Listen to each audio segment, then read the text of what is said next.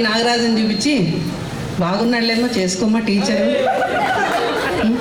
ఆ ఉద్యోగం చేస్తాడులేమో వేరే వాళ్ళు వద్దులే, ఈడే దగ్గరే మంచి పిల్లోళ్ళే అని సార్ వాళ్ళే చూపించి మా సార్ది గాజెళ్ళిన ప్రాజెక్ట్ అయితే ఆడికి పిలుచుకుపోయినారు. ఒకసారి మా సార్ నేను ఇక్కడ ఒకసారి మా సార్ని రావడానికి నాతో భోజనాలు పెట్టించినారు సార్ వాళ్ళు. నేను పెట్టించినానని మళ్ళీ ఏం చెప్తున్నారు, ఏమప్పా ఆయమనే పెట్టించింది సువర్ణ, నువ్వు పెట్టుకుంటే ఎట్లా అని మా సార్తో భోజనాలు ఏర్పాటు చేయించి అందరం బడందరం ఆడిపోయినాం గాలిదిన్నకి. ఇంకా నాకు పెళ్లి కాలేదు, ముందే మా సార్ వచ్చి ఇక్కడ భోజనం చేసినా నేను పోయి ఆడే భోజనం చేసి వస్తాను. ఇవన్నీ ఎవరు చేసినారప్పంటే ఈ సార్ వాళ్ళే. ఏమంటే వాళ్ళ ఇంటి అమ్మాయిలాగా చూసుకునేవాళ్ళు. జయలక్ష్మి మేడం అయితే నువ్వు నా కూతురే అని ఎప్పటికీ చెప్తుంది. ఎందుకంటే వాళ్ళ బాబు డేట్ ఆఫ్ బర్త్ నా డేట్ ఆఫ్ బర్త్ ఇద్దరిది ఒకటే. ఇక్కడే నేను జనవరిలో వచ్చింటే మేడము నువ్వు జాతర సంక్రాంతి కానుకని పేరు పెట్టిండే.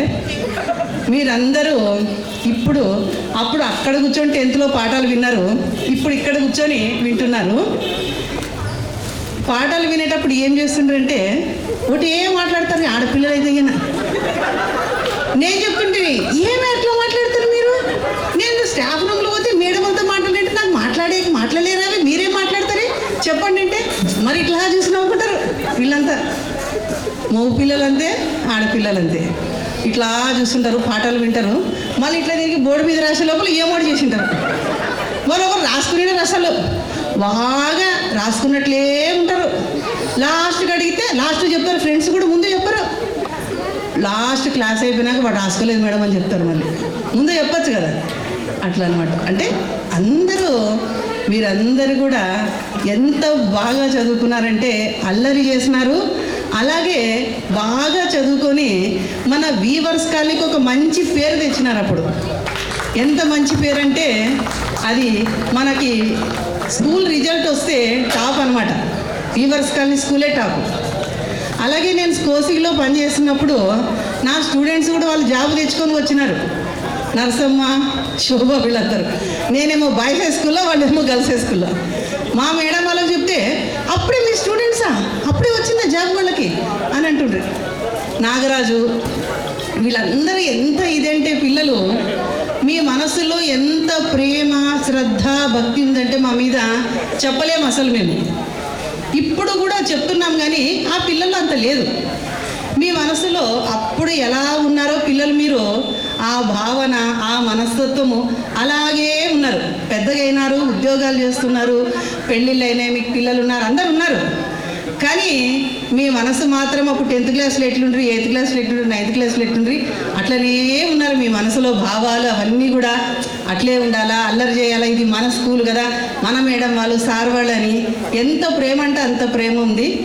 మీరందరూ కూడా సార్ వాళ్ళు మేడం వాళ్ళు అన్నీ చెప్పినారు. మీరందరూ కూడా మీరు మీ ఫ్యామిలీస్ అందరూ కూడా బాగా ఆరోగ్యంగా ఉండాలని కోరుకుంటాను. అలాగే మీరందరూ కూడా ఎప్పుడు కూడా ఏదైనా పని చేసేటప్పుడు కానీ ఏదైనా మంచి పని చేసేటప్పుడు ధైర్యంగా మంచిగా చేయండి. మన ఫ్రెండ్స్ కూడా మనతో పరిచయం ఉన్నటువంటి ఫ్రెండ్స్ కూడా మంచిగానే ఉండాలి. ఎట్లంటే ఒక ఇనుముంది, అది నీటితో స్నేహం చేస్తే ఏమవుతుంది, తుప్పు పట్టిపోతుంది.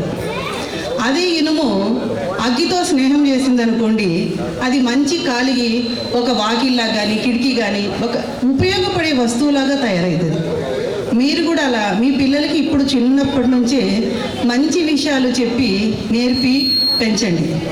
ఎప్పుడైనా కానీ మనము ఆత్మధైర్యంతో అలాగే మీరు ఆత్మవిమర్శ చేసుకొని మీ అందరూ కూడా మీ జీవితాన్ని ఆరోగ్యంగా కొనసాగించాలని మీ అందరి చిరంజీవి విద్యార్థులకు నేను ఆశిస్తున్నాను. ఈ అవకాశం ఇచ్చినటువంటి అందరికీ కూడా కృతజ్ఞత తెలియజేస్తున్నాను.